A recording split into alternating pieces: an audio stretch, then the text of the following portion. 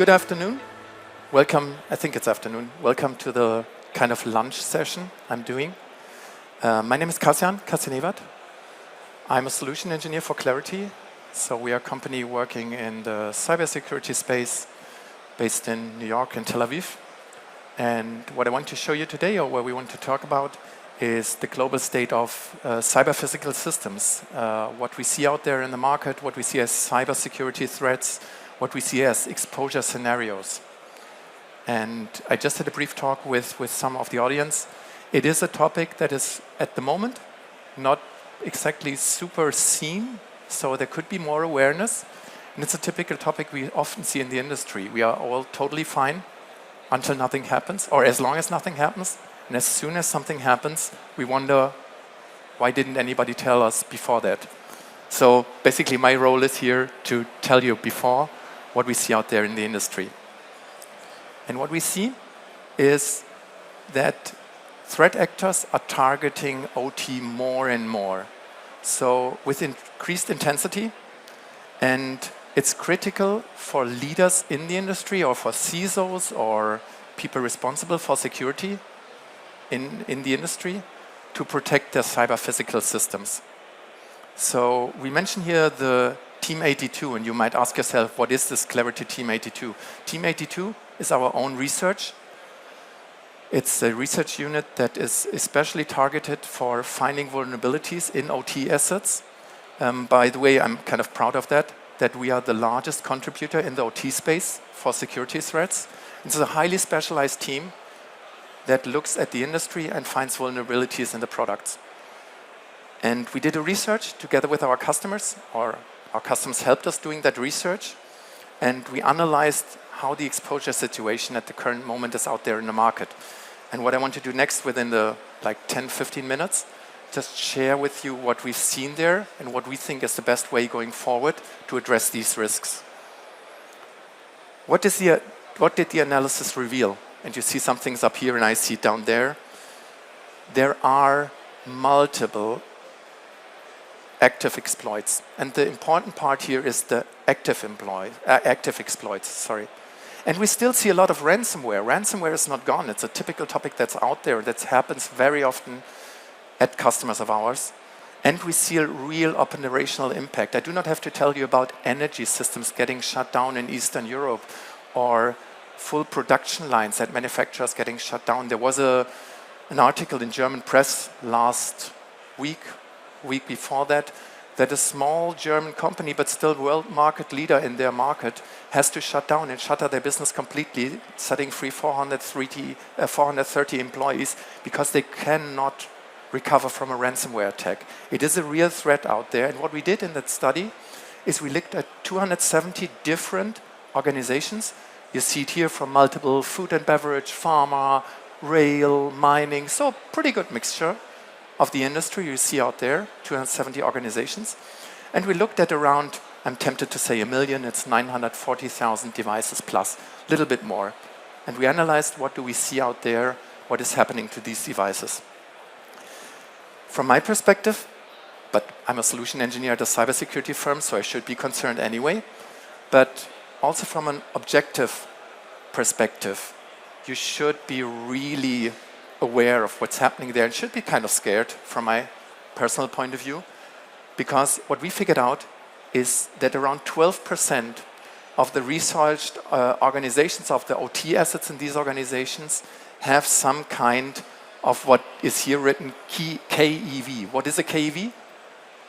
Known exploited vulnerability. So it's not only a vulnerability that is highly theoretical by a CVSS score with it's super critical.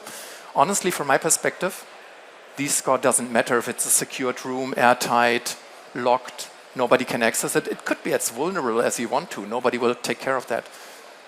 The known exploitable vulnerability is a higher grade of risk because we know, we see it out there, that this vulnerability is especially targeted.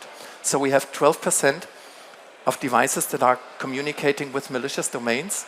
And it's not only like it's happening in one of these 270 companies or in like 4.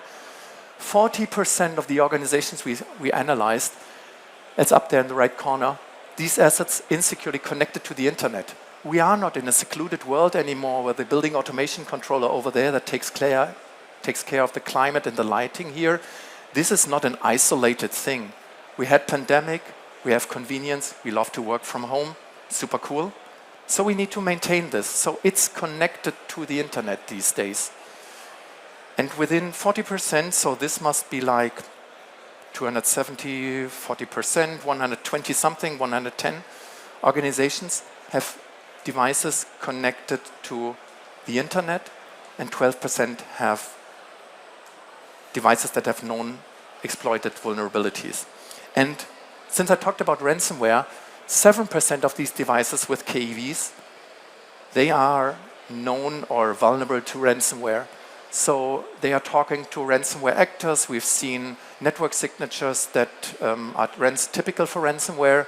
And again, 31% of the organizations have these assets that are attractive for ransomware or vulnerable to ransomware connected to the internet.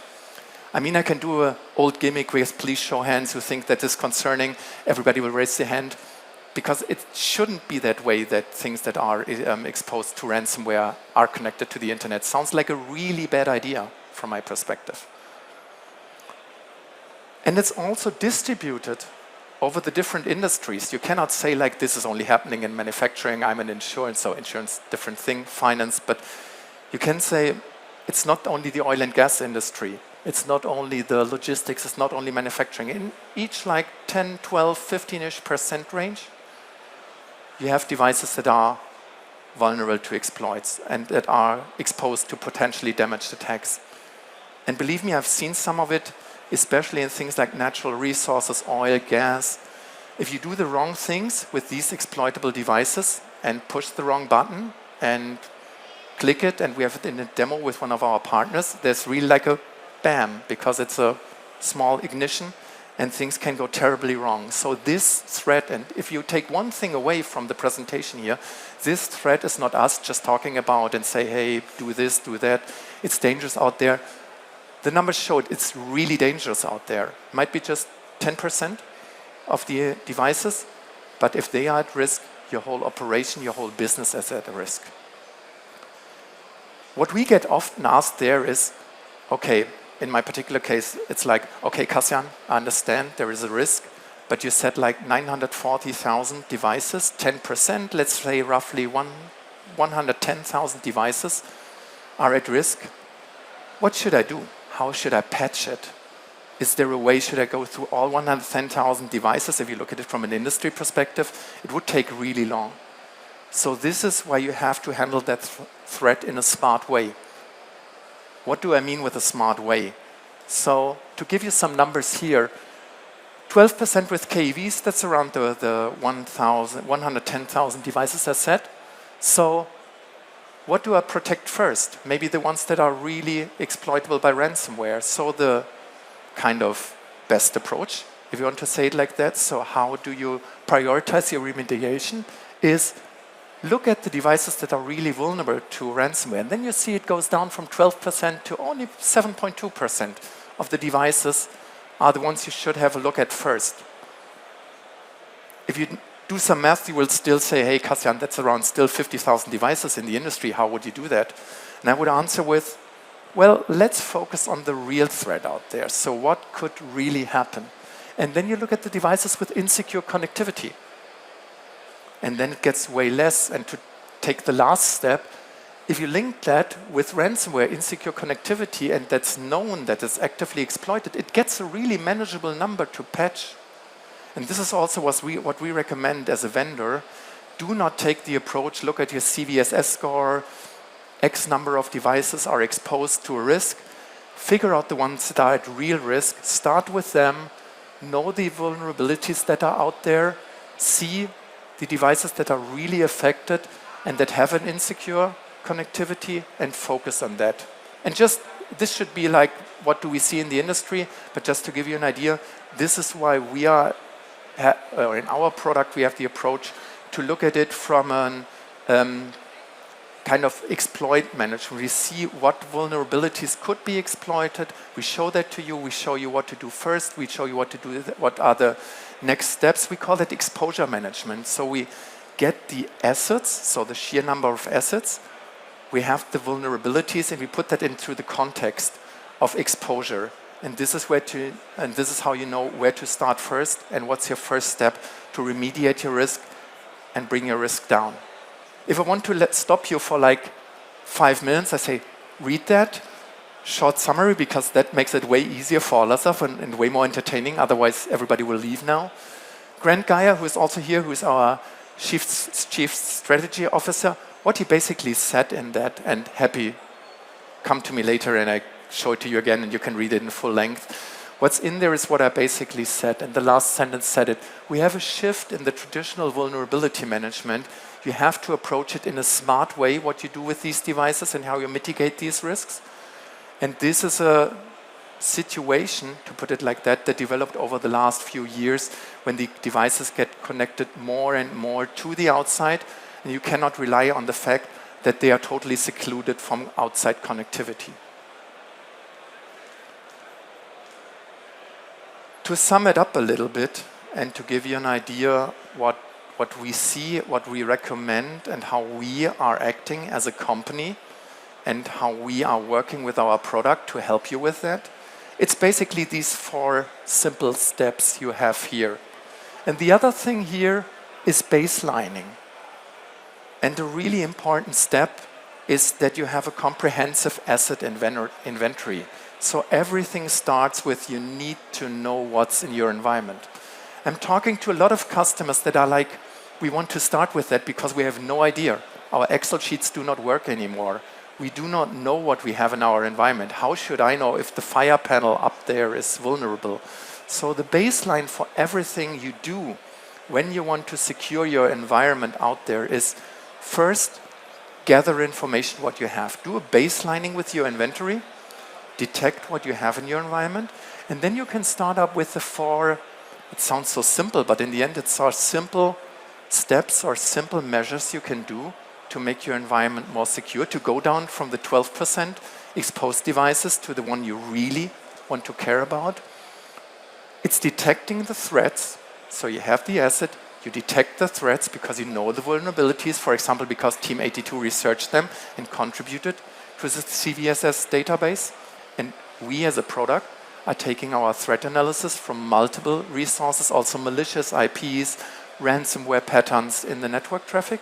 So do the analysis, do the threat detection, put that into the context of the exposure. So not only saying, hey, there is a known vulnerability that's high, also be aware of if this is applicable to your environment.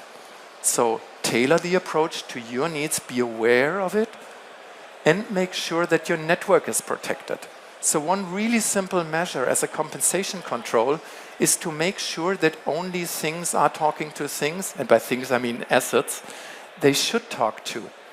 Normally, I do not know, I left for Hannover Messe, it's not like I left the door open at home and put a big sign out there, please go to the safe, it's directly down there. No, I don't want to describe you where my safe is, but you don't put people in the context of where to get it. So network protection, make it secure, close the doors, make only people, safes, Cassians, and assets talk to the other assets they need to talk to.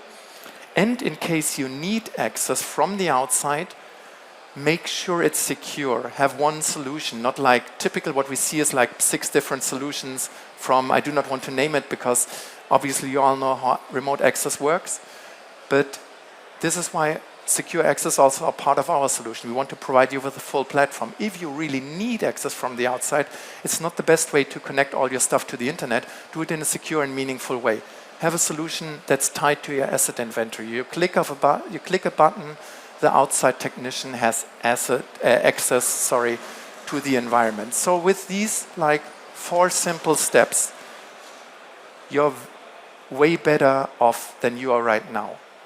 So just to sum it up, and by the way, I'm happy to answer any questions later, or if you're still here, we have a booth down there on the opposite side of the AWS booth, 56, if somebody wants to know, but it's basically on the other side of the AWS booth. To sum it up, we see real threats out there, and it's not like singular devices, but a lot of devices around 10 to 15%. They are exposed, it's real. We can attach that to ransomware, we can attach that to known exploited vulnerabilities. And if you want to have your environment secure, do these simple steps to make it more secure. Have a detailed look at your environment,